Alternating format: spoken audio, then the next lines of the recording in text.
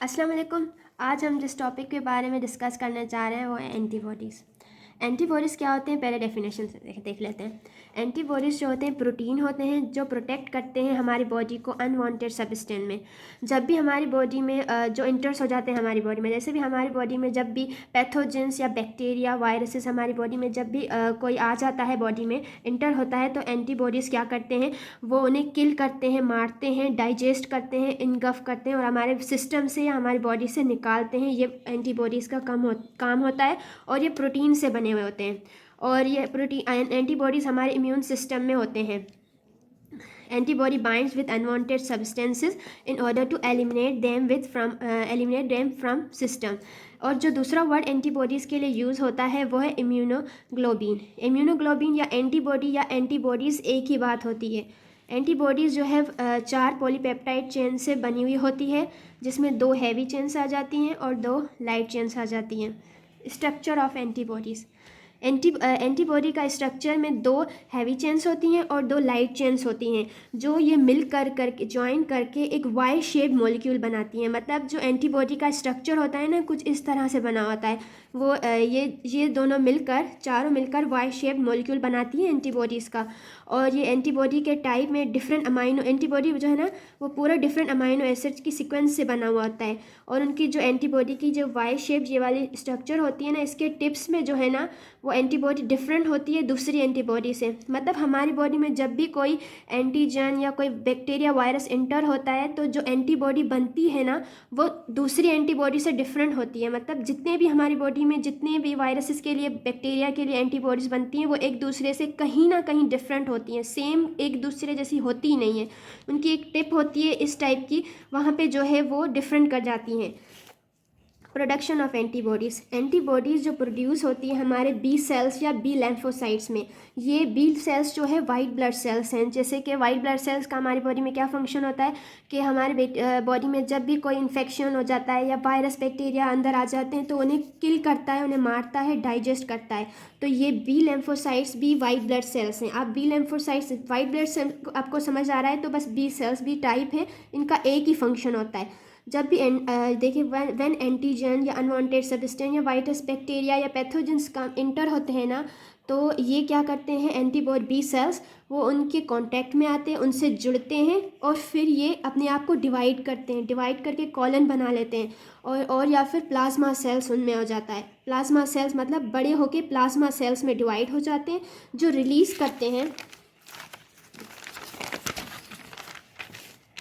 करते हैं एंटीबॉडीज़।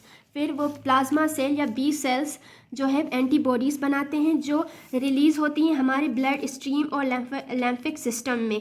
जब भी कोई एंटीजन घुस जाता है तो ये इनका काम होता है कि ब्लड में रिलीज़ करते हैं एंटीबॉडीज़, बी सेल्स रिलीज़ करते हैं एंटीबॉडीज़ बनाकर और इनको। और location of antibodies. Antibodies located होते हैं हमारे वेरियस एरियाज़ ऑफ बॉडी। जैसे कि एंटीबॉडीज़ हमारे डिफरेंट एरियाज़ में प्रेजेंट होती है, जैसे कि स्किन में होती हैं, लंग्स में, टीयर्स में, सलाइवा में, इवन ब्रीस्ट मिल्क में भी हमारे एंटीबॉडीज़ प्रेजेंट होती हैं। High amount of antibodies are present in cholesterol. That's why breast feeding can boost babies immune system. जब ब्रीस्ट फीडिंग में भी होती हैं ताकि जो बेबी होता है उसका इम्यून सिस्टम स्ट्रॉन्ग होता है। किसकी वजह से? क्योंकि ब्रीस्ट फीडिंग में भी वो एंटीबॉडीज़ प्रोड्यूस होती हैं। Types of antibodies. There are 5 types of antibodies. 5 types of antibodies, उसे हम इम्यूनोग्लोबिन भी कहते हैं। एंटीबॉडीज़ या एंटीजन, उनके 4 टाइप्स हैं और ये हैं IA antibodies, IE antibodies, IgD antibodies, IgG antibodies and IgM antibodies.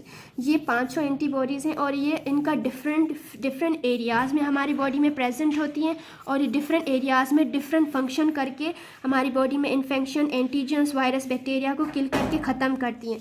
सबसे पहले आ जाता है IgA एंटीबॉडीज़। IgA एंटीबॉडीज़ हमारी बॉडी में सलाइवा में प्रेजेंट होती हैं, टीयर्स में, म्यूकस में और ब्रीस्ट मिल्क एंड इंटेस्टाइनल में।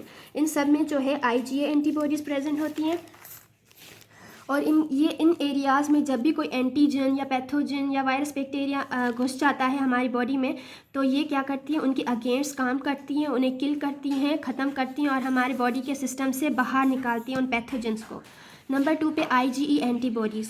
IgE एंटीबॉडीज़ जो हमारी बॉडी की जिस एरियाज़ में प्रेजेंट होती हैं उसे स्किन कहते हैं, lungs and mucus membrane. IgE antibodies lungs, skin और म्यूकस मेम्ब्रेन में हमारे प्रेजेंट होती हैं और इनका जो मेन फंक्शन होता है ये मस्ट सेल्स कॉज करती हैं। मस्ट सेल्स क्या होते हैं? ये भी हमारे वाइट ब्लड सेल्स या वाइट ब्लड सेल्स के टाइप हैं और वाइट ब्लड सेल्स का काम होता है हमारे बॉडी में जब भी कोई वायरस बैक्टीरिया आ जाए उनको किल करके हमारी बॉडी से ख़त्म करके आउट निकालना। तभी ये भी एक टाइप है वाइट ब्लड सेल के, मस्ट सेल्स भी। तो ये मस्ट सेल्स का ये काम होता है, ये रिलीज़ करते हैं हिस्टामिन एंड अदर केमिकल्स हमारे बॉडी में, जो हमारी बॉडी में हमारे ब्लड स्ट्रीम में ये रिलीज़ करते हैं जब भी हमारी बॉडी में कोई इन्फेक्शन वगैरह हो जाता है।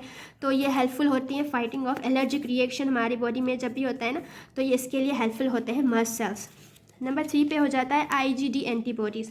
IgD एंटीबॉडीज़ जो हमारी बॉडी में फाउंड होती हैं बी सेल्स में। B cells white blood cells है, वाइट ब्लड सेल्स होती हैं उसमें फाउंड होती हैं और इनका मेन और इम्पॉर्टेंट फंक्शन ये होता है कि ये हमारे जो बी सेल्स, हमारी बॉडी में जो बी सेल्स होते हैं जो एंटीजन पैथोजन्स को किल करते हैं ना, उनकी मैचुरेशन एंड एक्टिवेशन हमारी बॉडी में इनका ये फंक्शन होता है कि बी सेल्स को सपोर्ट करते हैं, मैचुरेशन में हेल्प करते हैं, उनको एक्टिवेशन में हेल्प करते हैं।